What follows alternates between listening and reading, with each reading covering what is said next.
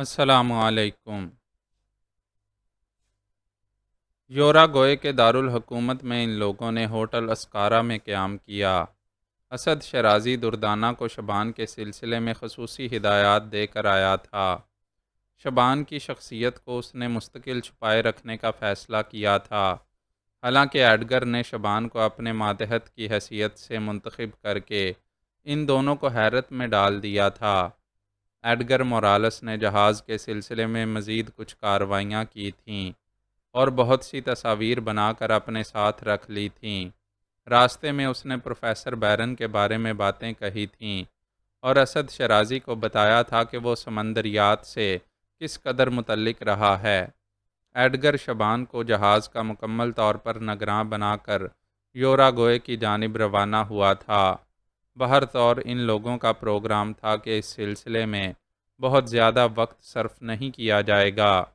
Edgar نے کہا تھا، چونکہ میں نے پروفیسر بیرن کو اس بارے میں تمام تفصیلات لکھ دی تھیں اور انہیں اپنے مقصد سے آگاہ بھی کر دیا تھا، اس لیے اس بات کے امکانات ہیں کہ پروفیسر ہمیں تیار ملے گا۔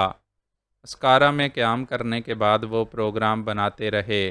پروفیسر کی رہائش گاہ کے بارے میں انہیں پتہ چلا تھا کہ وہ ساحلی علاقے میں ہے۔ یہ بات بھی ڈاکٹر مشرف سے مماثلت رکھتی تھی۔ بہرطور ان تمام معلومات کے بعد وہ پروفیسر سے ملاقات کرنے کے لیے چل پڑے۔ عمارت کے صدر دروازے پر گاڑی روکنے کے بعد پروفیسر کے بارے میں معلومات حاصل کی گئیں۔ ایک خوش اخلاق شخص نے کہا، جناب عالی، پروفیسر کی کوٹھی یہی ہے اور آپ لوگوں کے بارے میں معلومات حاصل کر کے مجھے خوشی ہوگی۔ تم کون ہو؟ ایڈگر نے اس شخص سے پوچھا اور وہ گردن خم کر کے بولا، مجھے پروفیسر کے ذاتی سیکرٹری ہونے کا فخر حاصل ہے۔ اگر یہ بات ہے تو تم نے میرے خطوط ضرور پڑھے ہوں گے۔ میرا نام ایڈگر ہے، کیپٹن ایڈگر مورالس۔ اس شخص نے گردن خم کر کے کہا۔ ایڈگر کے ہونٹوں پر مسکراہٹ پھیل گئی۔ براہ کرم تشریف لائیے، آپ کا استقبال کر کے مجھے دلی مسرت ہوگی۔ ویسے پروفیسر اس وقت اپنی تحقیقاتی نشست پر ہیں اور ہو سکتا ہے بہت دیر میں واپس آئیں، لیکن چونکہ آپ باہر سے تشریف لائے ہیں اس لیے میں آپ کو ان کے پاس لے جا سکتا ہوں۔ ویسے یہ تحقیقاتی نشست ہے کہاں؟ ساحل پر، اس شخص نے جواب دیا، اور ایڈگر نے اسد شرازی کو دیکھا۔ اسد شرازی بولا، بہتر یہ ہوگا کہ پروفیسر سے ملاقات کر لی جائے، بعد کے معاملات ہم انہی کے مشورے سے طے کریں گے۔ سیکرٹری ان کے ساتھ ساحل کی جانب چل پڑا۔ وہاں پر جا بجا اونچی نیچی چٹانیں بکھری ہوئی تھیں۔ لہریں چٹان سے کچھ فاصلے پر تھیں، لیکن اس کے باوجود کرب و جوار کی جگہ پانی سے نم محسوس ہوتی تھی، اور یہاں اسد شرازی نے ایک عجیب الخلقت شے دیکھی جسے دیکھ کر اسے یقین نہیں آیا کہ یہ کوئی انسان ہو سکتا ہے، لیکن چونکہ جسامت انسانوں جیسی ہی تھی اور جسم کا لباس بھی بالکل انسانوں ہی جیسا، چنانچہ تسلیم کرنا پڑا کہ وہ کوئی انسان ہی ہے۔ گوشت اور ہڈیوں کا ایک ڈھیر کسی مینڈک کی طرح اپنے گھٹنوں اور ہاتھوں کی کوہنیوں کے بل پر زمین پر اوندا پڑا ہوا تھا، اور اس کی ٹھوڑی ایک پتھر کے ٹکڑے پر رکھی ہوئی تھی۔ اس کی آنکھیں سمندر کی جانب نگراں تھیں اور بدن میں کوئی جنبش نہیں محسوس ہوتی تھی۔ بالکل ایسا ہی لگتا تھا جیسے کسی بہت بڑے سائز کے مردہ مینڈک کی لاش یہاں پڑی ہوئی ہو۔ ان لوگوں کی آمد پر بھی اس کے اس انداز میں کوئی تبدیلی پیدا نہیں ہوئی، نہ ہی اس کے جسم کی جنبش سے یہ پتہ چلتا تھا کہ وہ سانس لے رہا ہے۔ کیپٹن نے اسد شرازی کا ہاتھ دبا کر سرگوشی کے انداز میں کہا، پروفیسر بیرن، اور اسد شرازی نے آنکھیں بند کر کے ایک گہری سانس لی۔ تب ایڈگر سے سیکرٹری نے کہا، کیا اس حالت میں ہم پروفیسر بیرن کو ڈسٹرب کر سکتے ہیں؟ آپ چونکہ مہمان ہیں جناب، اسی لیے میں آپ کو یہاں لانے کی جسارت کر سکا ہوں۔ ایڈگر نے آہستہ سے پروفیسر کے قریب پہنچ کر کہا، پروفیسر، میرا نام ایڈگر مورالس ہے۔ اس کے ان الفاظ پر اس انسانی گوشت کے ڈھیر میں جنبش پیدا ہوئی اور بڑی سی گردن اچانک ہی گھومی۔ اس کے دیکھنے کے انداز میں ایک بڑی خونخوار سی کیفیت تھی، جیسے اسے اپنے اس طرح ڈسٹرب کیے جانے پر سخت غصہ آیا ہو۔ پھر وہ خاموشی سے ایڈگر کو دیکھتا رہا اور اس کے بعد اچانک ہی دونوں ہاتھ ریت پر ٹکا کر گھٹنوں کے بل سیدھا ہو کر بیٹھ گیا۔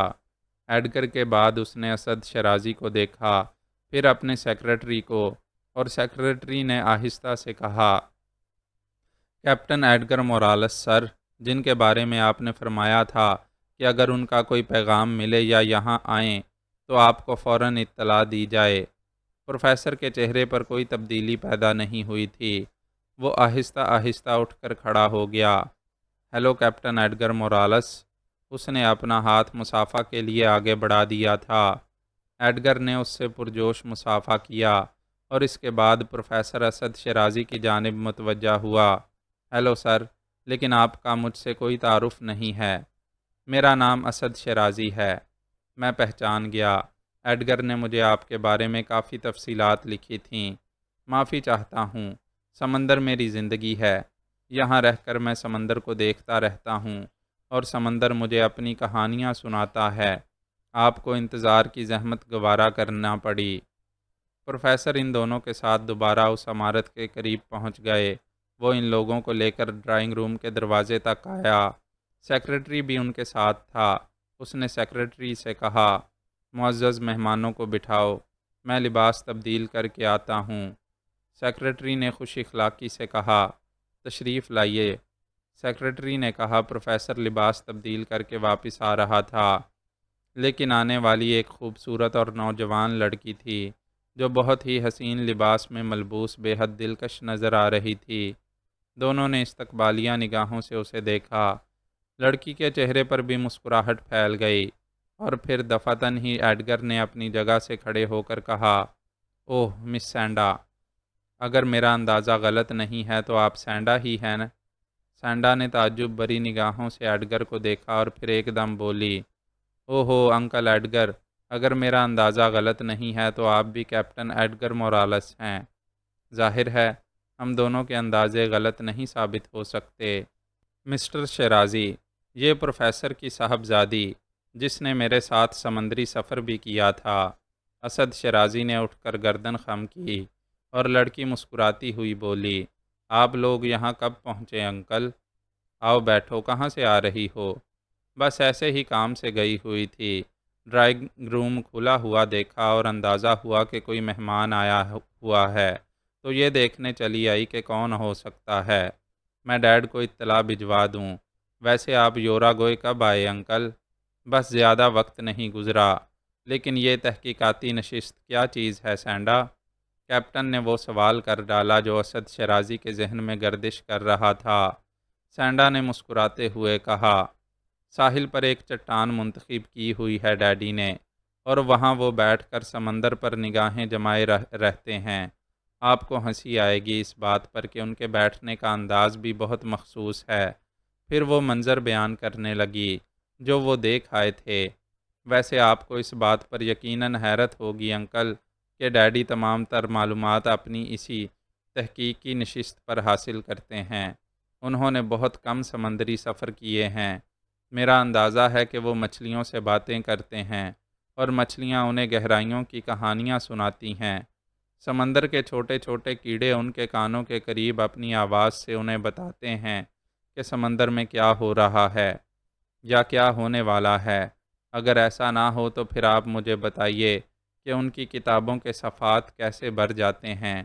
تحقیقی نشست پر بیٹھ کر وہ سمندر کی کہانیاں کیسے معلوم کر لیتے ہیں، وہ کہانیاں جو تازہ ترین ہوتی ہیں، اور ان کی پیش گوئیاں آپ یقین کریں کہ دنیا بھر کے رسائل میں ان کی پیش گوئیاں سمندر کے بارے میں چھپتی ہیں، اور کچھ عرصے کے بعد ان کی تصدیق ہو جاتی ہے۔ وہ صرف سمندر کی کہانیاں سناتے ہیں، اور یہ تحقیقی نشست اسی کا ایک حصہ ہے۔ ایڈگر نے ایک بار پھر اسد شیرازی کی جانب دیکھا اور اس کی آنکھوں میں تحسین کے جذبات تھے۔ پھر اس نے آہستہ سے کہا، تم سے مل کر بہت خوشی ہوئی ہے بیبی۔ پروفیسر سے ہماری ملاقات ہو چکی ہے اور وہ لباس تبدیل کرنے کے لیے گئے ہوئے ہیں۔ اوہو، ڈیڈی وہاں سے واپس آ گئے؟ تب تو میرا یہاں رکنا مناسب نہیں ہے کیونکہ میں کچھ لیٹ ہو گئی ہوں۔ براہ کرم آپ انہیں یہ نہ بتائیے کہ آپ کی مجھ سے ملاقات ہو گئی ہے، سینڈا نے کہا اور پھرتی سے دروازے سے باہر نکل گئی۔ اگر وہ پروفیسر سے چھپنا چاہتی تھی تو اس وقت اس کا باہر نکل جانا اس کے حق میں بہت ہی بہتر ثابت ہوا، چونکہ اس کے نکلنے کے چند ہی لمحات کے بعد پروفیسر ایک عمدہ قسم کے سوٹ میں ملبوس اندر داخل ہوا تھا۔ بلا شبہ اس کی شخصیت میں نمایاں تبدیلی رونما ہو گئی تھی۔ اندر آ کر وہ ان دونوں کے سامنے بیٹھ گیا۔ چہرے کا کھویا کھویا پن اسی طرح تھا جیسا سمندر کے کنارے نظر آ رہا تھا۔ ڈیئر کیپٹن، تم سے کئی بار ملاقات ہوئی اور اس وقت بھی ہمیشہ کی مانند مجھے تمہاری آمد سے خوشی ہوئی ہے، اور مسٹر شیرازی کے نام سے جو کہانیاں منسوب ہیں وہ در حقیقت میرے لیے بھی بہت دلکش ہیں، چونکہ سمندر ایک وسیع و عریض کائنات ہے، اور اس کائنات کے بارے میں جو بھی تجسس کرے میں اسے عظیم سمجھتا ہوں۔ مسٹر شیرازی، آپ کو مبارکباد پیش کرتا ہوں میں کہ آپ نے کم از کم ایک ایسا قدم اٹھایا جس کی اشد ضرورت محسوس کی جاتی تھی۔ اسد شیرازی نے یہ موقع غنیمت سمجھا اور بولا، بے شک پروفیسر، میں نے سمندر کے بارے میں معلومات حاصل کرنے کے لیے ایک جدوجہد کا آغاز کیا ہے، لیکن اس جدوجہد میں تنہا اپنے آپ کو نہایت کمزور پاتا ہوں، اور پھر ویسے بھی سمندر کے بارے میں میری معلومات نہ ہونے کے برابر ہیں۔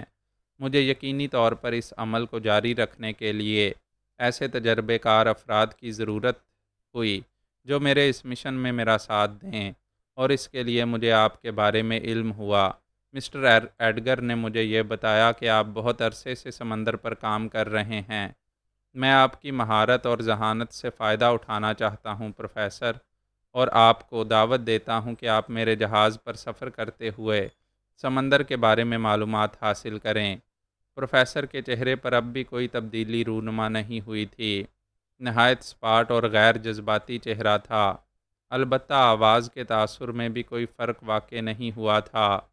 اس نے نرم لہجے میں کہا، اس میں کوئی شک نہیں کہ سمندر کے بارے میں معلومات حاصل کرنے کے لیے میں اپنی زندگی کی بازی بھی لگا سکتا ہوں، لیکن میری خواہش ہے کہ میں آپ لوگوں کے اس مقصد کی تمام تفصیلات معلوم کر لوں، اور یہ کام ابھی نہیں ہوگا، بلکہ یوں کرتے ہیں کہ ڈنر کے بعد ایک نشست رکھی جائے گی، اس میں ہم فیصلہ کریں گے کہ ہمیں آگے کیا قدم اٹھانا ہے۔ ویسے مسٹر ایڈگر کے خطوط مجھے ملتے رہے اور ان کی پیشکش سے مجھے دلچسپی بھی محسوس ہوئی۔ میں نے اکثر اس بارے میں سوچا ہے۔ ویسے اگر آپ لوگوں سے میرے معاملات طے ہو گئے تو اس سلسلے میں ایک خصوصی بات میں آپ سے اور عرض کرنا چاہوں گا، وہ یہ کہ میری ایک بیٹی ہے، سینڈا، جو اب بڑی ہو چکی ہے، اور اگر میں آپ کے ساتھ جانے کے لیے تیار ہو گیا تو کیا آپ مجھے اس بات کی اجازت دیں گے کہ میری بیٹی بھی میرے ساتھ چلے؟ آپ اپنے تمام معاملات میں خود با اختیار ہوں گے پروفیسر، اور ہمیں اس بات پر کوئی اعتراض نہیں ہوگا کہ آپ اپنے ساتھ کتنے افراد کو لے جاتے ہیں۔ بہت بہت شکریہ۔ تو پھر آئیے اب دوسری باتیں کریں۔ ویسے مسٹر شیرازی، سمندری تحقیقات کے سلسلے میں آپ نے جو ادارہ قائم کیا ہے اس کی اس وقت کیا کیفیت ہے؟ اسد شیرازی پروفیسر کو اپنے ادارے کے بارے میں تفصیلات بتانے لگا، اور پھر تمام تر معلومات اس نے پروفیسر کو فراہم کر دیں، جس میں امیر ارتقا ہاشمی کا ذکر بھی تھا۔ پروفیسر نے اس کے بعد اپنے بارے میں کوئی بات نہیں کی تھی۔ ہاں، رات کو ڈنر کے بعد وہ ان لوگوں کو لے کر ایک مخصوص کمرے میں چلا گیا۔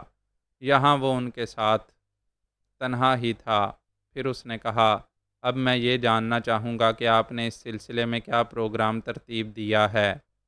اس کی تفصیل مسٹر ایڈگر ہی بتا سکیں گے، اسد شیرازی نے کہا، اور ایڈگر پروفیسر کو وہ تمام تفصیلات بتانے لگا۔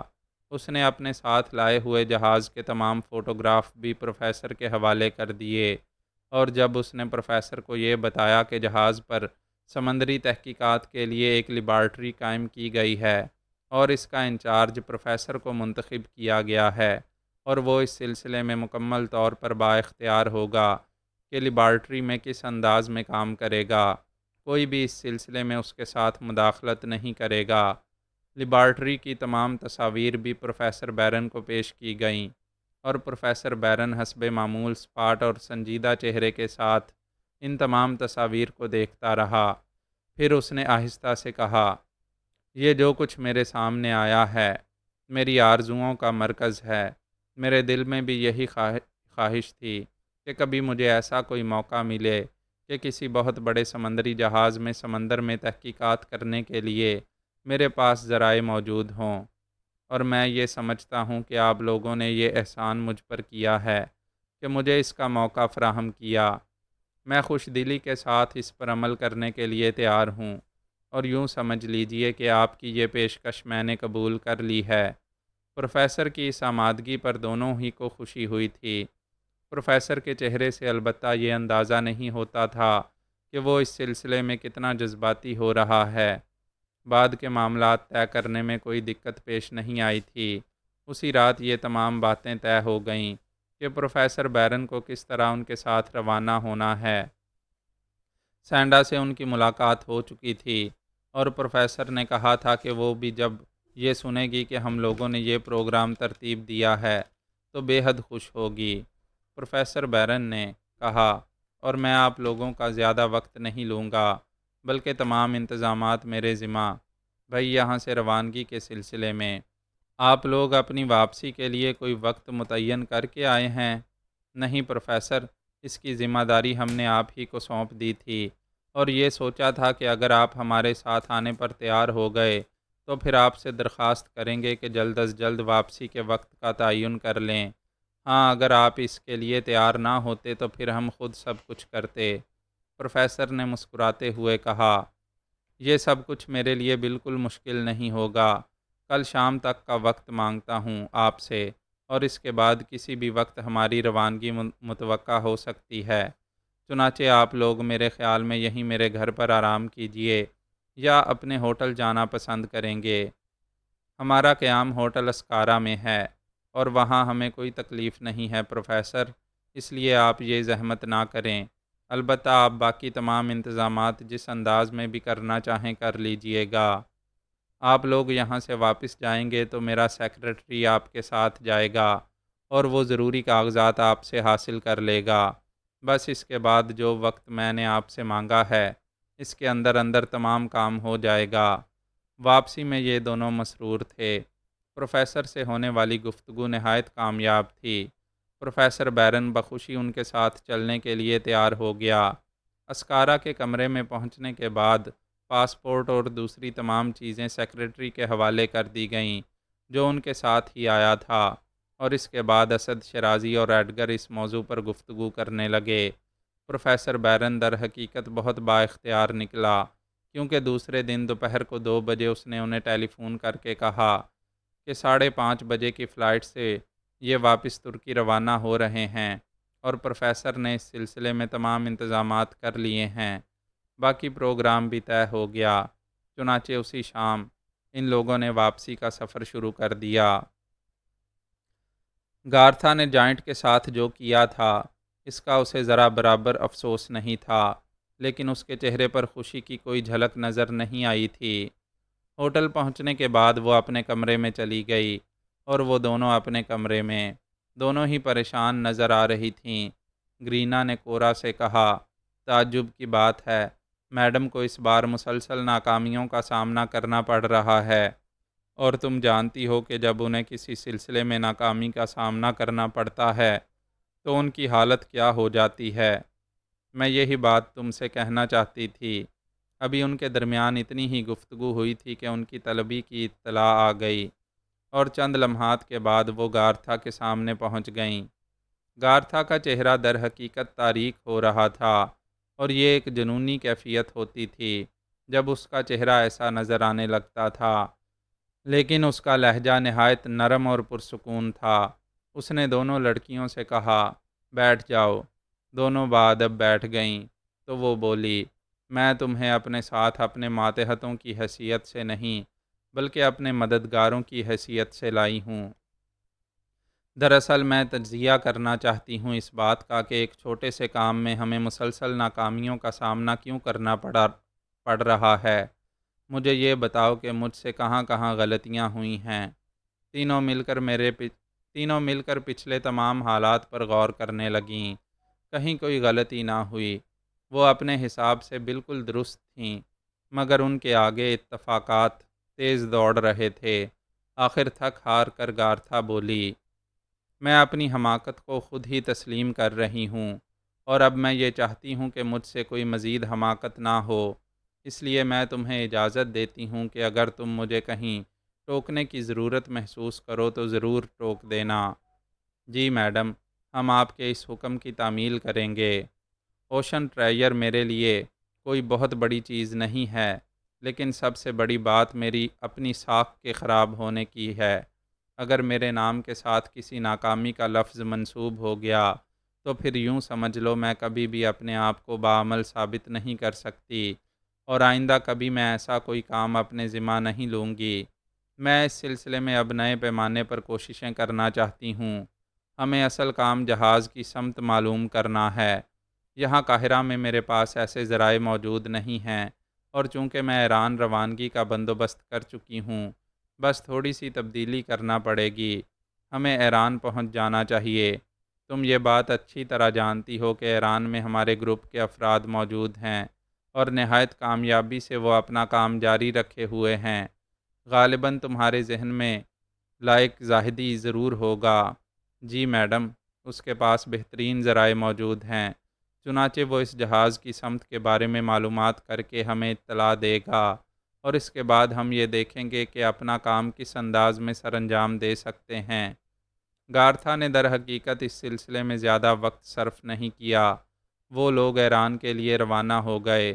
سفر پرسکون تھا۔ وہ تہران پہنچ گئے، اور پھر یہاں انہوں نے ایک عمدہ سے ہوٹل کا انتخاب کیا۔ گارتھا کی سنجیدگی بدستور قائم تھی۔ ہوٹل کے خوبصورت کمرے میں پہنچنے کے بعد اس نے سب سے پہلا کام ایک ٹیلی فون کرنے کا کیا۔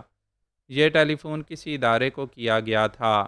دوسری طرف سے ادارے کی ریسیپشنسٹ نے ٹیلی فون موصول کیا۔ معاف کیجیے گا خاتون، میں مسٹر لائق زاہدی سے ملنا چاہتی ہوں۔ افسوس اس وقت آپ کی ان سے ملاقات نہیں ہو سکے گی، کیونکہ وہ موجود نہیں ہیں۔ کہاں ہیں؟ میں یہ بات نہیں جانتی۔ سنو، میرا نام گارتھا ورتھا ہے۔ لائق زاہدی سے جہاں بھی رابطہ قائم ہو سکے کسی بھی شکل میں، یہ تمہاری ذمہ داری ہے کہ انہیں میرے بارے میں اطلاع دو۔ ان سے بہت جلد ملنا بے حد ضروری ہے۔ تب میں آپ کی ملاقات ایک اور ذمہ دار شخصیت سے کرائے دیتی ہوں، اس نے کہا۔ جلدی کرو، گارتھا سرد لہجے میں بولی، اور تھوڑی دیر کے بعد ایک مردانہ آواز ابھری۔ جی فرمائیے مسٹر، آپ جو کوئی بھی ہیں، میں لائق زاہدی سے ملنا چاہتی ہوں۔ وہ جہاں بھی ہوں اور کتنی ہی اہم مصروفیت میں ہوں، آپ انہیں میرے بارے میں اطلاع دیجیے، اور یہ کہیے کہ میں یہاں ایک ہوٹل میں قیام پذیر ہوں۔ آپ براہ کرم میرے ہوٹل کا پتہ نوٹ کر لیجئے گا۔ زاہدی کو اگر آپ نے فوراً تلاش کر کے مجھ تک نہ پہنچایا تو اس کے ذمہ دار آپ ہوں گے۔ میں نے انکار کب کیا ہے محترمہ، آپ پتہ نوٹ کرا دیجئے گا۔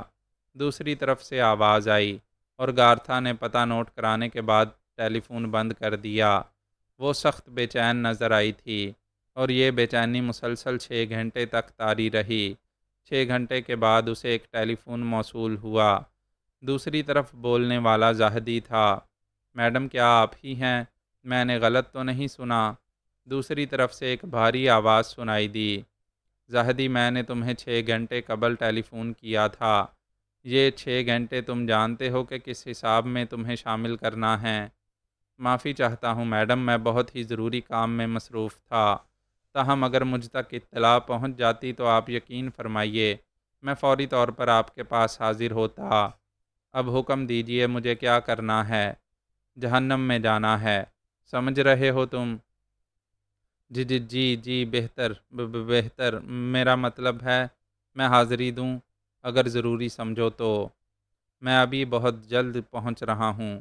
دوسری طرف سے انتظار کیے بغیر فون بند کر دیا گیا، اور پھر جو شخص اس جگہ پہنچا تھا جہاں گارتھا مقیم تھی، وہ بہت ہی شاندار شخصیت کا مالک تھا۔ قد تقریباً 6 فٹ سے بھی نکلتا ہوا تھا، اور جس کار میں وہ یہاں تک آیا تھا وہ قیمتی ترین تھی۔ اس کی انگلیوں میں ہیرے کی انگوٹھی پڑی ہوئی تھی۔ ہوٹل میں داخل ہوا تو وہاں کا عملہ مؤدب ہو گیا، لیکن وہ رکے بغیر لفٹ کی جانب بڑھ گیا، اور چند لمحات کے بعد وہ گارتھا کے کمرے کے دروازے پر تھا۔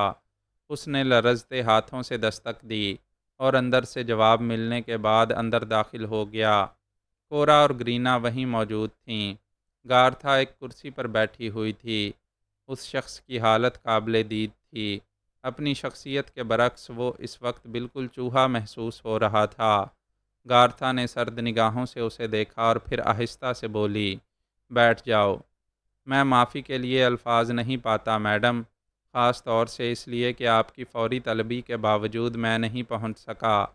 دراصل میں کہانیاں نہیں سننا چاہتی۔ تمہارے سپرد میں ایک اہم کام کرنا چاہتی ہوں اور تمہیں اپنی تمام مصروفیات ترک کر کے اس پر توجہ دینی ہے۔ آج سے 6 دن قبل مصر سے ایک سمندری جہاز روانہ ہوا ہے جس کا نام اخناتون ہے اور ایک شخص امیر ارتقا ہاشمی کی پرائیویٹ ملکیت ہے۔ اس جہاز کا سفر تفریحی نوعیت رکھتا ہے۔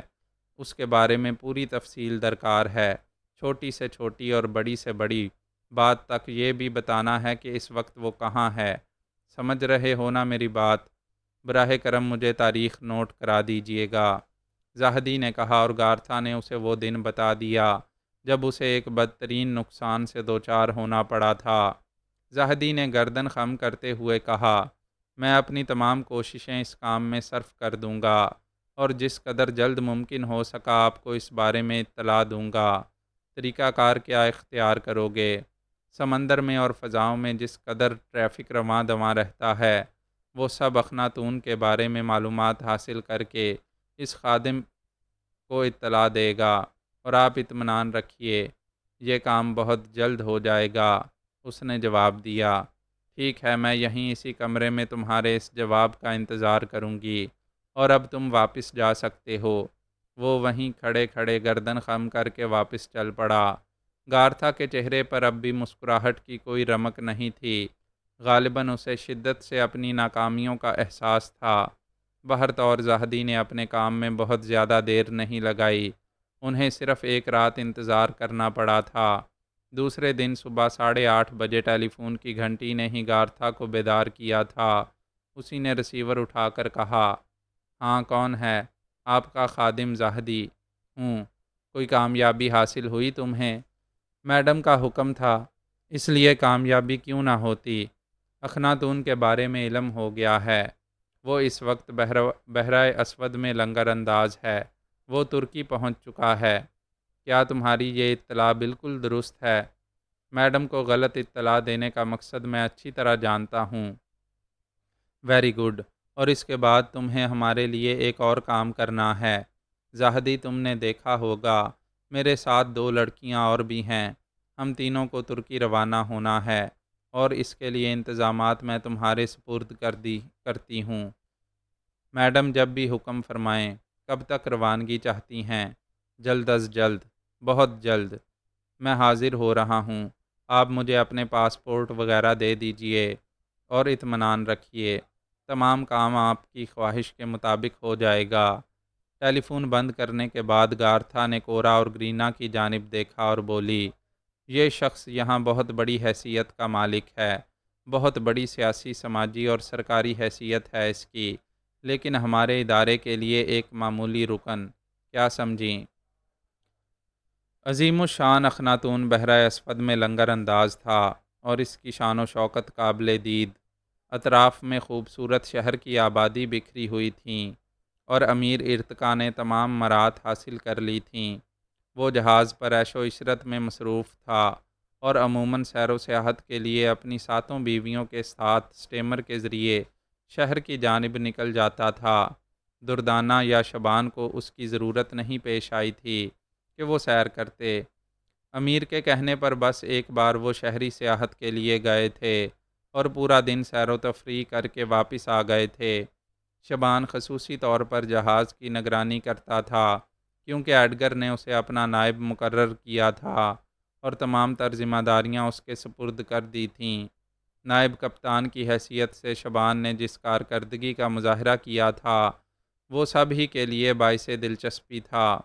ویسے شبان کو جاننے والے تو یہاں موجود نہیں تھے سوائے دردانہ کے، لیکن اس نوجوان لڑکے کی انتظامی صلاحیتوں کا اعتراف اخناتون پر موجود ہر شخص نے کیا تھا، اور دبی دبی زبان میں بہت سے لوگوں نے کہا تھا کہ بلا شبہ وہ بہترین کپتان ثابت ہو سکتا ہے اس کے اندر بڑے سے بڑے مسئلے کو سنبھالنے کی صلاحیتیں موجود تھیں۔ دردانہ اس وقت بھی عرشے کے ایک گوشے میں کھڑی شبان کو مصروف دیکھ رہی تھی۔ تاحد نگاہ سمندر میں چھوٹی چھوٹی کشتیاں اور بڑے بڑے جہاز، اسٹیمر، لانچیں نظر آ رہے تھے۔ معمولات زندگی رواں دواں تھے، اور دردانہ نائب کپتان کی وردی میں انتہائی حسین نظر آنے والے شبان کو دیکھ کر نہ جانے کون کون سی سوچوں میں کھوئی ہوئی تھی۔ شبان نے جو کچھ سیکھا دردانہ کے سامنے سیکھا، لیکن دردانہ آج تک اس کے اندر موجود پوشیدہ قوتوں سے ناواقف تھی۔ البتہ جب کبھی کوئی حیرت ناک واقعہ ہو جاتا تو وہ یہ سوچنے پر مجبور ہو جاتی کہ شبان کے اندر کوئی ایسی روح موجود ہے جس کا علم غالباً دنیا کے کسی فرد کو بھی نہیں ہے، اور اس کے لاتعداد شواہد ملے تھے۔ وہ لمحہ لمحہ شبان کے بارے میں سوچتی رہتی تھی، اور جہاں بھی کبھی اسے شبان کے عمل کا احساس ہوتا تو وہ یہ محسوس کر لیتی کہ ان لوگوں کی صلاحیتیں شبان کے سامنے کوئی حیثیت نہیں رکھتیں۔ وہ بہت پر اعتماد تھا، اور جب بھی کبھی کوئی مسئلہ درپیش ہوتا اس کے ہونٹوں کی مسکراہٹ پر کوئی فرق واقع نہیں ہوتا تھا۔ بہت دیر اسی طرح گزر گئی، پھر شبان کی نگاہیں اس پر پڑیں اور وہ آہستہ آہستہ چلتا ہوا دردانہ کے قریب آ گیا۔ دردانہ کے ہونٹوں پر استقبالیہ مسکراہٹ پھیل گئی تھی۔ ہیلو شبان۔ Hello aunty. بھائی تم مجھے ہر جگہ حیران کر دیتے ہو۔ آپ حیران ہونے میں کچھ زیادہ ہی خوشی محسوس کرتی ہیں آنٹی، اور میں آپ کو اس لیے حیران ہونے سے نہیں روکتا کہ یہ آپ کا ایک مشغلہ ہے، شبان نے شگفتہ لہجے میں کہا، اور دردانہ ہنسنے لگی۔ اسی وقت جہاز کا ایک انجینئر شبان کے پاس پہنچ گیا اور اس سے کچھ ضروری گفتگو کرنے لگا۔ دردانہ ان دونوں کو گفتگو کرتا ہوا چھوڑ کر چلی گئی تھی۔ پھر عرشے پر اسے کچھ آوازیں سنائی دیں اور وہ اس جانب متوجہ ہوئی۔ چند افراد سمندر کی جانب اشارہ کر رہے تھے۔ دردانہ تیز تیز قدموں سے چلتی ہوئی ان کے قریب پہنچ گئی۔ تب اس نے دور سے اس اسٹیمر کو آتے ہوئے دیکھا جس میں کیپٹن ایڈگر اسد شیرازی کچھ اور مہمانوں کے ساتھ آتے نظر آ رہے تھے۔ ان لوگوں کی آمد کی کوئی اطلاع نہیں ملی تھی، انہیں خوش آمدید کہنے کے لیے وہیں لوگ بھی جاتے۔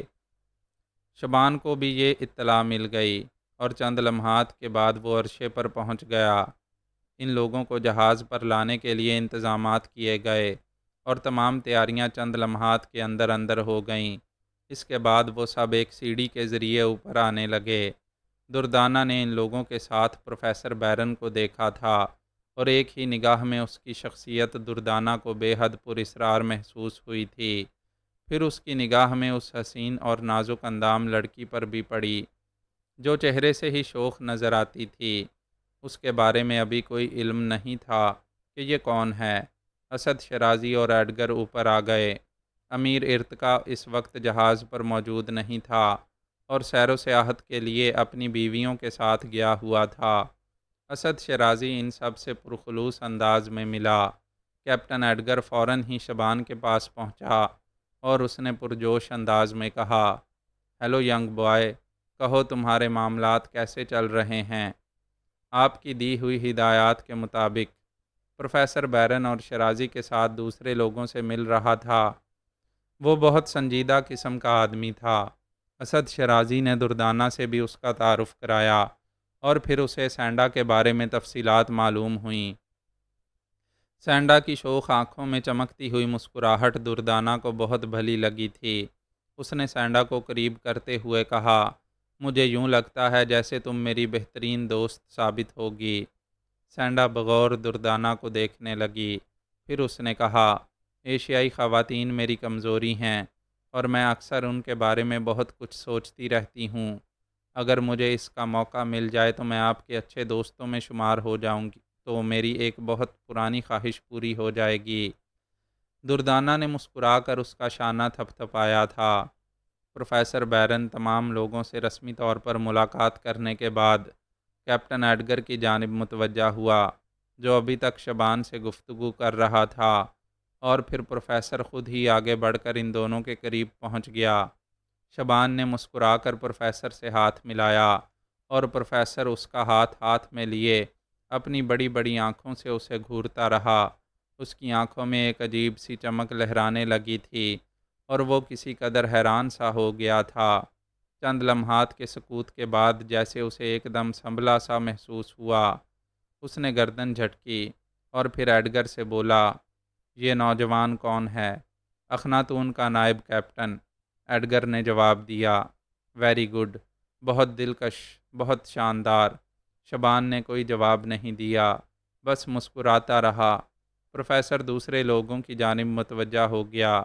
امیر ارتقا کے بارے میں دونوں ہی نے سوالات کیے تھے اور انہیں بتا دیا گیا کہ امیر سیر و سیاحت کے لیے شہر گیا ہوا ہے۔ پھر وہ لوگ پروفیسر کو ایک مخصوص جگہ لائے۔ ادھر کیپٹن ایڈگر سے شبان نے مسکراتے ہوئے جواب دیا، مجھے کیپٹن ایڈگر کے اس مشن کے بارے میں تفصیلات معلوم تھیں اور میں نے معزز مہمانوں کے لیے ایک خوبصورت کیبن آراستہ کرا دیا ہے، لیکن اس کی بیٹی اس کے ساتھ ہوگی یہ بات مجھے معلوم نہیں تھی۔ تاہم اس کیبن میں 2 بستر موجود ہیں اور اگر اس کے لیے الگ کیبن درکار ہوا تو میں فوراً ہی بندوبست کر دوں گا۔ میرا خیال ہے پروفیسر کی بیٹی اس کے ساتھ ہی رہے گی، تاہم تم اس کے برابر ایک اور کیبن کا بندوبست کر دو تاکہ اگر وہ الگ رہنا چاہے تو اسے کوئی دقت نہ ہو۔ شبان گردن خم کر کے چلا گیا تھا۔ ایڈگر اور اسد شرازی واپسی کے سفر کے باوجود فوراً ہی اخناتون پر مصروف ہو گئے تھے اور کچھ دیر بعد پروفیسر کو اس کا کیبن دکھا دیا گیا۔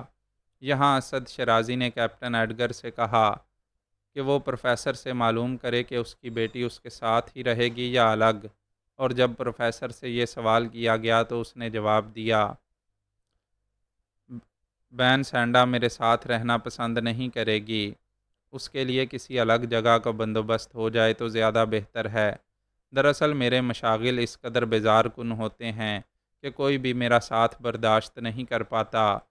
تب آپ اپنی رہائش گاہیں دیکھ لیجئے۔ پروفیسر اور سینڈا نے اپنے اپنے کیبن بہت پسند کیے تھے اور ان کا شکریہ ادا کیا تھا۔ اسد شرازی نے کہا، ہمیں امیر ارتقا کی واپسی کا انتظار ہے، چنانچہ ان کی واپسی کے بعد آپ کو اس لیبارٹری کا معائنہ کرنے کے لیے زحمت دی جائے گی۔ امیر کی واپسی کافی دیر بعد ہوئی تھی۔ اس دوران دردانہ سینڈا کو اپنے ساتھ لیے ہوئے جہاز کی سیر کراتی رہی تھی اور سینڈا نے ایک ایک چیز دیکھ کر مسرت کا اظہار کرتے ہوئے کہا تھا، حیران کن بات یہ ہے میڈم کہ میں نے آج تک کبھی سمندری سفر نہیں کیا، تاہم میرے دل میں یہ آرزو ہمیشہ پروان چڑھتی رہتی تھی کہ کبھی چاندنی راتوں میں سمندر کا اس طرح نظارہ کروں کہ میرے اطراف میں کوئی آبادی نہ ہو، اور یہ کام ایک سمندری جہاز کے ذریعے ہی ممکن ہو سکتا تھا۔ میری اس آرزو کو کبھی اس انداز میں پوری ہو جائے گی میں نے کبھی سوچا بھی نہیں تھا۔ یہی وجہ ہے کہ جب ڈیڈی نے مجھے اس بارے میں بتایا تو میں نے انتہائی خوشی کا اظہار کیا۔ اسی گفتگو کے دوران امیر کی واپسی ہوئی تھی۔ امیر اپنی بیگمات کے ساتھ جہاز پر پہنچا تو سینڈا کے چہرے پر حیرت کے آثار پھیل گئے۔ اس نے حیرت و دلچسپی سے اس منظر کو دیکھا اور سرسراتے ہوئے لہجے میں بولی، یہ کون ہے؟ آہ، کس طرح قصے کہانیوں والی بات معلوم ہوتی ہے۔ ہر شخص کتنا عجیب نظر آ رہا ہے۔ میڈم یہ کون ہے؟ اس جہاز کا مالک امیر ارتقا ہاشمی۔ مگر میں نے الف لیلہ سے متعلق کچھ کہانیاں پڑھی اور سنی ہیں جو مشرقی ثقافت کی آئینہ دار ہوتی ہیں، یہ ان جیسے ہی نظر آ رہے ہیں۔ ہاں، اس کا تعلق مصر سے ہے۔ بہت عجیب، تو یقیناً ہمارے ساتھ سفر کریں گے۔ یہ عورتیں کتنی خوبصورت نظر آ رہی ہیں۔ اس لباس میں امیر کی بیگمات اپنے کیبنوں کی جانب چلی گئی تھیں اور امیر ایک ایک سے گلے مل رہا تھا۔ اس نے نہایت عزت اور احترام کے ساتھ پروفیسر سے گفتگو کی اور اس سے اس کی خیریت دریافت کرنے کے بعد اس کی آمد پر خوشی کا اظہار کرنے لگا۔ رات کو تقریباً 8:30 بجے کھانے سے پہلے پروفیسر کو اس لیبارٹری کی سیر کرانے کا فیصلہ کیا گیا جو اس کے چارج میں رہنے والی تھی، اور یہ تمام ہی لوگ اسے لے کر لیبارٹری کی طرف چل پڑے۔ پروفیسر خاموش طبع اور کسی قدر عجیب سی فطرت کا مالک تھا۔ اس کا انداز گفتگو انتہائی نرم ہوتا تھا، جبکہ اس کا چہرہ دیکھنے سے یہ اندازہ ہوتا تھا کہ وہ ہر وقت شدید غصے کے عالم میں رہتا ہے۔ اس نے بالکل خاموشی سے لیبارٹری کے ایک ایک گوشے کو دیکھا تھا، اور پھر اس نے نگاہیں اٹھا کر اسد شیرازی اور کیپٹن ایڈگر کو دیکھا، پھر بولا، میں تم لوگوں کو اس شاندار لیبارٹری کی تعمیر پر مبارکباد پیش کرتا ہوں۔ ویسے میں تھوڑا سا تمہارا مقصد جاننے کا خواہش مند ہوں۔ حالانکہ کیپٹن ایڈگر نے مجھے تفصیل سے بہت کچھ بتا دیا ہے، لیکن اس کے باوجود اس لیبارٹری کو دیکھ کر تبصرہ کرنا چاہتا ہوں۔ مسٹر اسد، آپ مجھے بتائیے کہ اس عظیم الشان مقصد کی تکمیل کے لیے آپ کے ذہن میں کیا کیا خیالات ہیں؟ پروفیسر، بہت عرصے سے میں مہم جویانہ زندگی گزار رہا ہوں، اور میں نے دنیا کے بیشتر علاقوں میں بہت سے عجیب و غریب مناظر دیکھے ہیں۔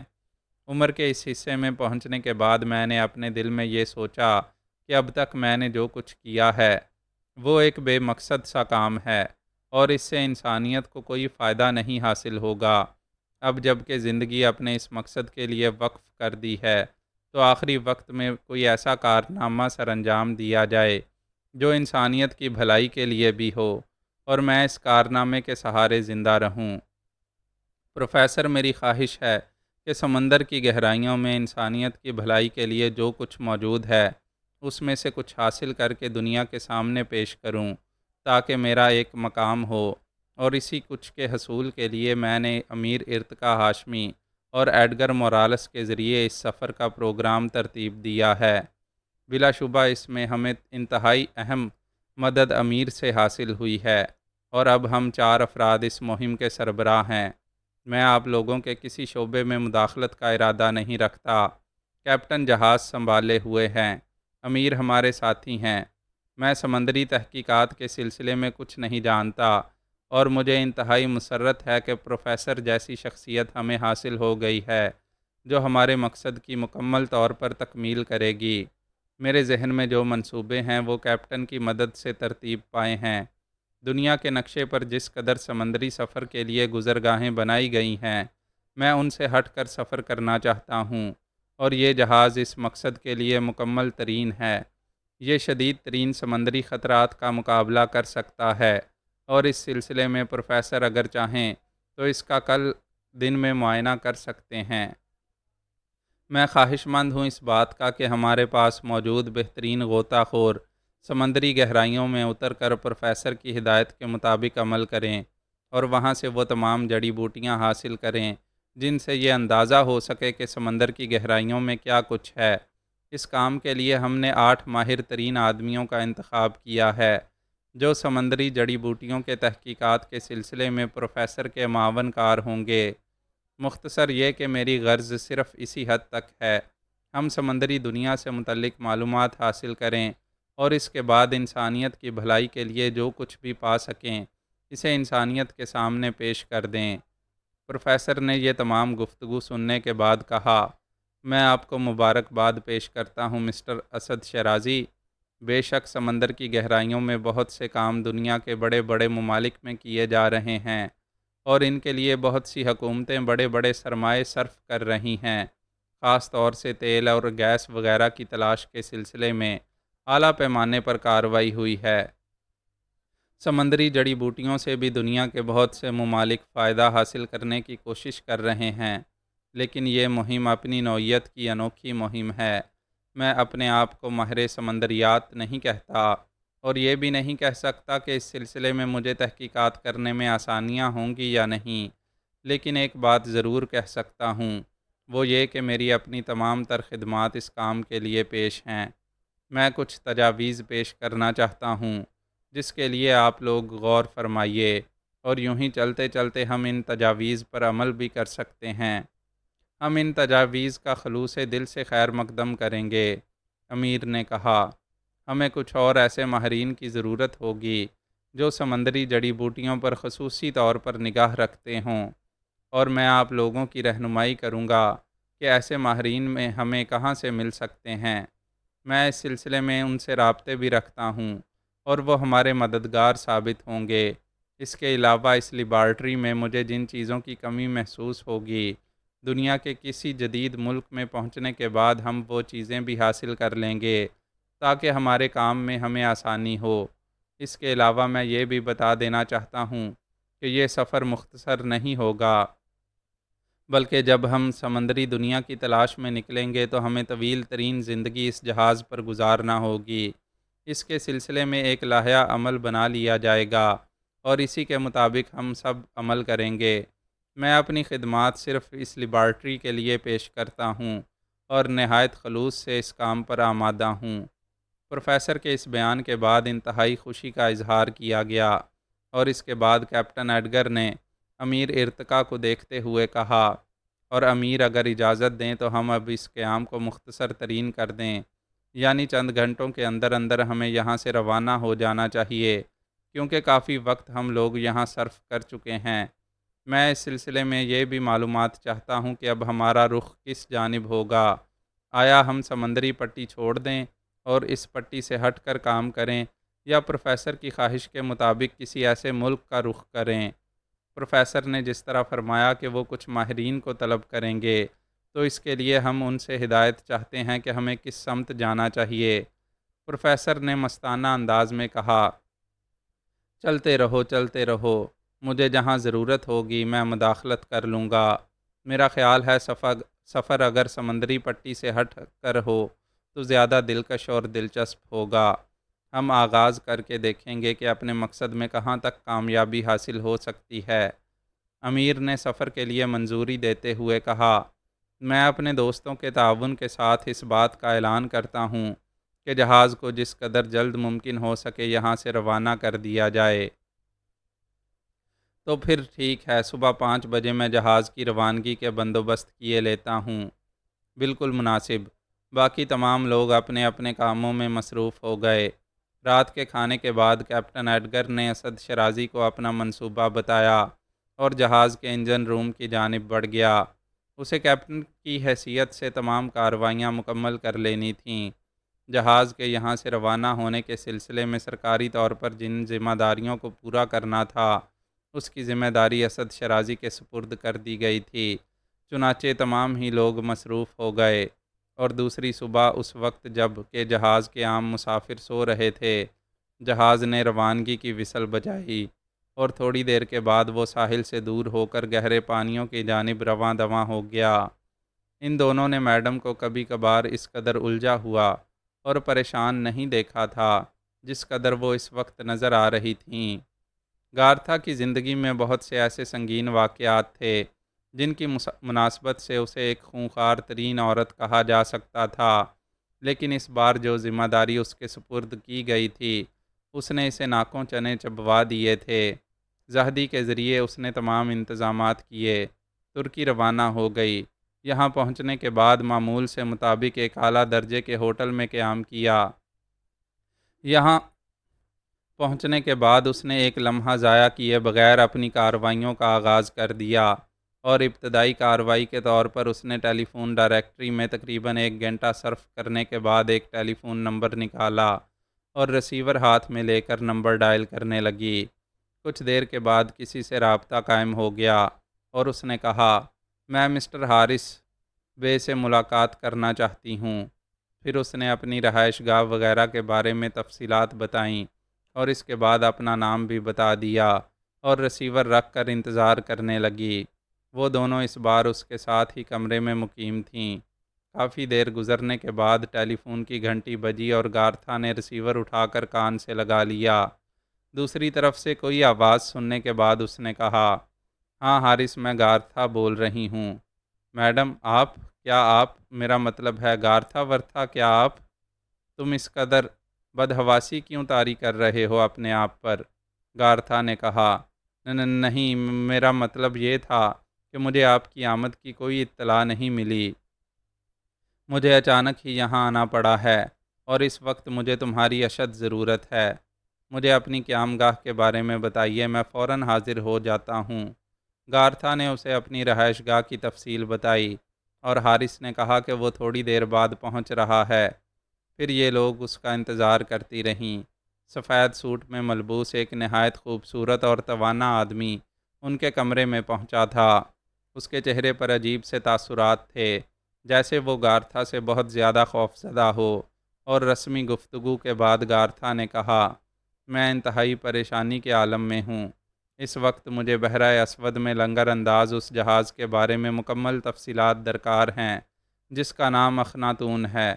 میں یہ ذمہ داری تمہارے سپرد کرتی ہوں اور اس سلسلے میں کوئی وقت کا تعین نہیں کیا جانا چاہیے۔ میرا مطلب ہے دن کی روشنی ضروری نہیں ہے، یہ کام جس قدر جلد ہو سکے بہتر ہے، گارتھا نے کہا، اور حارث نے گردن خم کرتے ہوئے جواب دیا، میں فوراً روانہ ہو رہا ہوں۔ اس کے علاوہ میڈم مجھے یہاں میری خدمات بتائیے۔ نہیں، سب سے بڑا کام یہی ہے۔ تم فوری طور پر جس طرح بھی ممکن ہو سکے اخناتون کے بارے میں معلومات حاصل کرو اور کسی بھی وقت مجھے رنگ کر کے اطلاع دے سکتے ہو۔ بہت بہتر۔ حارث وہاں سے چل پڑا۔ اس کے بعد کے معمولات جاری رہے تھے۔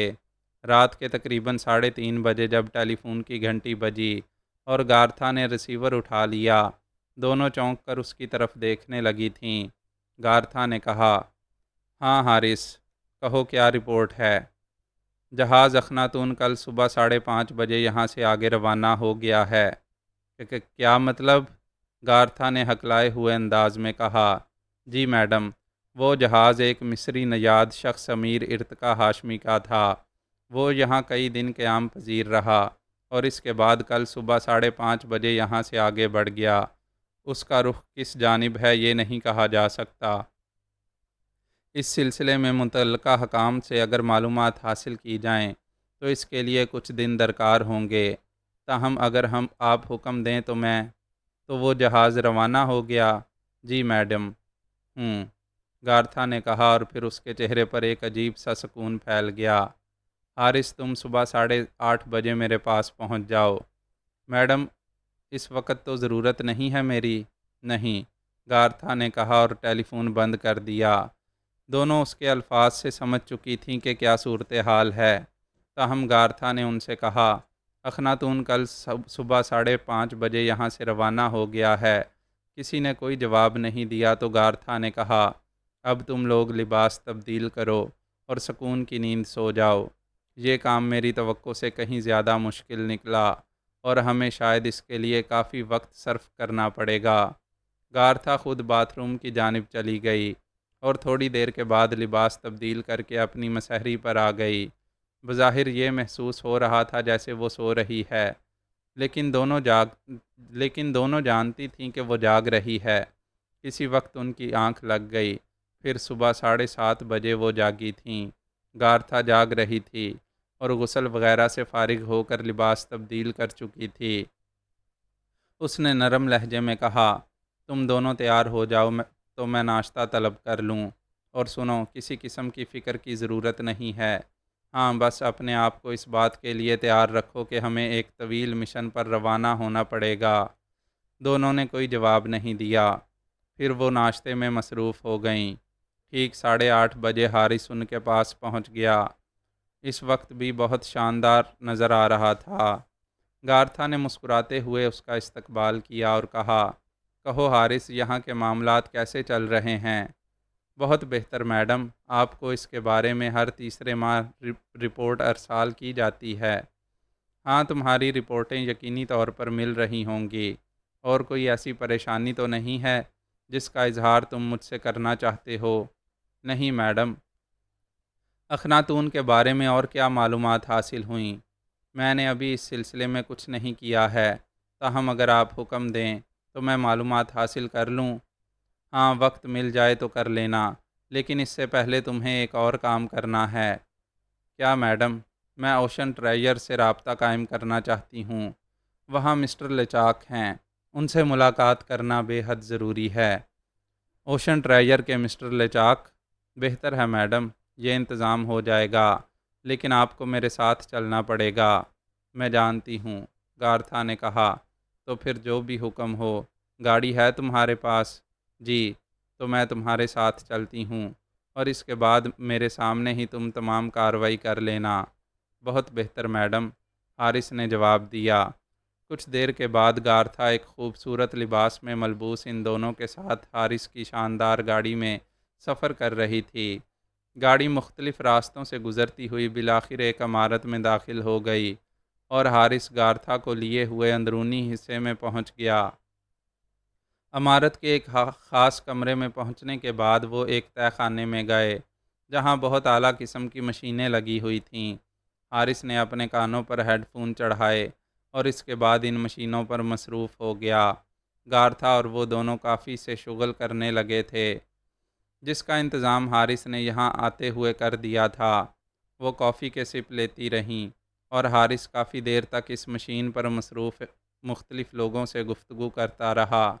اس نے اپنا پیغام بھی مسٹر لچاک کے لیے دے دیا تھا۔ وہ وہیں بیٹھا انتظار کرتا رہا اور کافی ختم ہو گئی اور اس کے بعد حارث اپنی کافی پینے لگا۔ پھر زیادہ دیر نہیں گزری تھی کہ اشارہ موصول ہوا اور چند لمحات کے بعد بڑی سی مشین سے ایک آواز ابھری، مسٹر لچاک موجود ہیں، گفتگو کیجیے۔ گارتھا اپنی جگہ سے اٹھ کر اس مشین کے سامنے پہنچ گئی اور دوسری طرف سے ایک بھاری آواز سنائی دی۔ ہاں کہو، کیا بات ہے؟ کون ہے؟ لچاک، میں گارتھا بول رہی ہوں، اس نے کہا اور دوسری طرف سے آواز آئی، ہیلو میڈم گارتھا، بہت دن سے آپ کی جانب سے کوئی رپورٹ موصول نہیں ہو سکی، کہیے کیسے مزاج ہیں آپ کے؟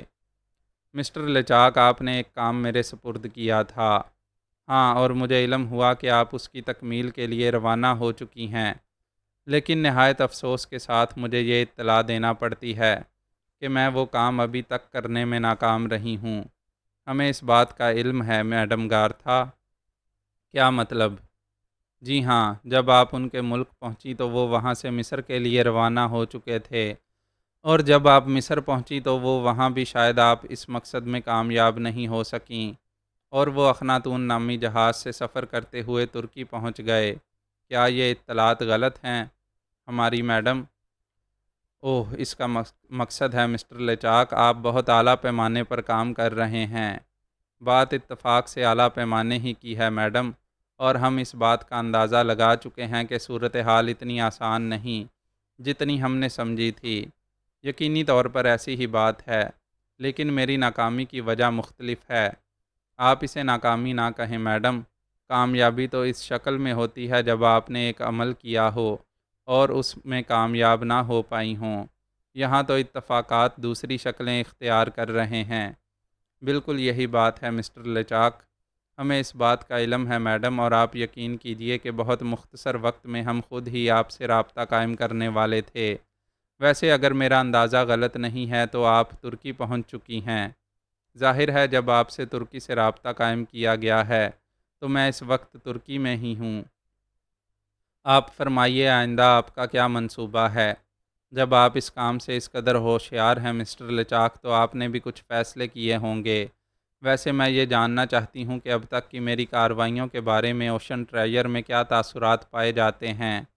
بالکل آپ کے حق میں میڈم، اور اس سلسلے میں ایک اہم کارروائی عمل میں لائی گئی ہے جس کی تکمیل کے فوراً بعد آپ کو اس کی اطلاع دی جانی تھی۔ کیا؟ گارتھا نے پوچھا۔ میڈم، یہ مسئلہ بہت لمبا چل جائے گا، چنانچہ ہم نے فیصلہ کیا ہے کہ آپ سب مرین آپ کے لیے روانہ کر دی جائے، جس کے ذریعے آپ ان لوگوں کا تعاقب کریں۔ انہیں کوئی نقصان پہنچانا مقصود نہیں ہے، بس ان پر نگاہ رکھنی ہے کہ وہ زیر سمندر کیا کر رہے ہیں۔ فی الحال اس نوجوان کو اغوا کرنے کا منصوبہ بھی ترک کر دیا گیا ہے۔ ہاں، اگر وہ آپ کے ہاتھ بآسانی کبھی آ جائے تو آپ اسے سب مرین پر منتقل کر لیں۔ اس سب مرین پر بہت سے کارآمد لوگ بھی آپ کے ساتھ تعاون کرنے کے لیے موجود ہوں گے۔ سب مرین کی انچارج آپ ہوں گی اور آپ کے احکامات پر ہر لمحہ عمل کیا جائے گا۔ تمام کارروائی کر لی گئی ہے۔ یہ سب مرین آپ کو بلغاریہ میں دستیاب ہوگی، اور آپ جب بلغاریہ پہنچیں گی تو آپ کو اس بارے میں اطلاع دے دی جائے گی کہ سب مرین وہاں پہنچ چکی ہے۔ او مائی گاڈ! اس کا مقصد ہے کہ اوشن ٹریجر بڑے اعلیٰ پیمانے پر کام کر رہا ہے۔ میڈم، ہم لوگ دراصل کسی بھی مسئلے کو سطحی انداز میں نہیں لیتے۔ وہ نوجوان ہمارے لیے بے حد اہم ہے، اور اس کے علاوہ ایک مسئلہ یہ بھی ہے کہ ہم دوسروں کو اس مسئلے میں بہت زیادہ آگے نہیں بڑھنے دینا چاہتے۔ سمندری معلومات کے سلسلے میں ہم نے جس قدر کام کیا ہے، اگر ہمارے علاوہ کوئی اور ان میں کامیابیاں حاصل کرے تو ظاہر ہے یہ بات ہمارے لیے ٹھیک نہیں ہوگی۔ چنانچہ اس انداز میں سوچا گیا ہے اور ہمارے بے شمار افراد اس پر کام کر رہے ہیں۔ اگر آپ چاہیں مسٹر لچاک تو مجھے اس کام سے بری الذمہ کر سکتے ہیں۔ نہیں میڈم، آپ کیسی باتیں کر رہی ہیں؟ اس سلسلے میں ہماری تمام تر نگاہیں آپ کی جانب نگراں ہیں، اور ہم جانتے ہیں کہ آپ بہترین طریقے سے ہی اپنا یہ کام سر انجام دیں گی۔ آپ کے اور ہمارے درمیان جو رابطہ ہے، اس میں کچھ اور اضافہ ہو ہی چکا ہے، کسی قسم کی کمی نہیں۔ تو مجھے بلغاریہ تک پہنچنا ہے 1 ہفتے کے اندر اندر میڈم۔ کیا اس دوران اخناتون پر نگاہ رکھی جائے گی؟ 100% آپ اطمینان رکھیے، اس کے سلسلے میں تمام کارروائیاں مکمل ہو چکی ہیں۔ بہت خوب، تو پھر میں مطمئن رہوں؟ آپ بالکل مطمئن رہیں میڈم، بس 1 ہفتے کے اندر اندر آپ بلغاریہ پہنچ جائیے، وہاں آپ کو سب میرین کے بارے میں مکمل اطلاع فراہم کر دی جائے گی۔ پھر مزید کچھ رسمی گفتگو کے بعد سلسلہ منقطع ہو گیا، لیکن اب گارتھا کے چہرے پر عجیب سے تاثرات پھیل گئے تھے۔ اس نے یہ تمام سلسلہ ختم کرنے کے بعد حارث کی جانب دیکھا اور بولی، بہت بہت شکریہ حارث، میرا خیال ہے مجھ سے رابطہ قائم کرنے کی کوشش کی جا رہی تھی، اور ہو سکتا ہے کچھ وقت کے بعد تمہیں ہی اس سلسلے میں تکلیف دی جاتی، لیکن یہ اچھا ہوا کہ ہم نے وقت سے پہلے مسٹر لچاک سے گفتگو کر لی۔ حارث نے مسکرا کر گردن خم کر دی۔ گارتھا نے کہا، اور اب تم ہمیں ہمارے ہوٹل پہنچا دو، اور ساتھ ہی ہمارے لیے ایک گاڑی کا بندوبست بھی کرو، میں یہاں کے مختلف مقامات کی سیر کرنا چاہتی ہوں۔ میں اور میری ساتھی لڑکیاں کافی تھکن محسوس کر رہی ہیں، اور اب ہم اس تھکن کو دور کرنے کی خواہش مند ہیں۔ اس کے بعد ہمیں بلغاریہ روانہ ہونا ہوگا، لیکن یہاں سے کم از کم 3-4 دن کے بعد یہ روانگی۔ اس دوران تم ہمارے لیے انتظامات کر سکتے ہو۔ میڈم کے تمام احکامات کی تعمیل کی جائے گی۔ کچھ دیر کے بعد گارتھا ورتھا حارث کے ساتھ واپس اپنے ہوٹل جا رہی تھیں۔ معزز سامعین، اپنے اس چینل کو سبسکرائب کریں اور بیل آئیکن کا بٹن پریس کریں تاکہ ہر نئی آنے والی ایپیسوڈ آپ تک بروقت پہنچ سکے۔ شکریہ۔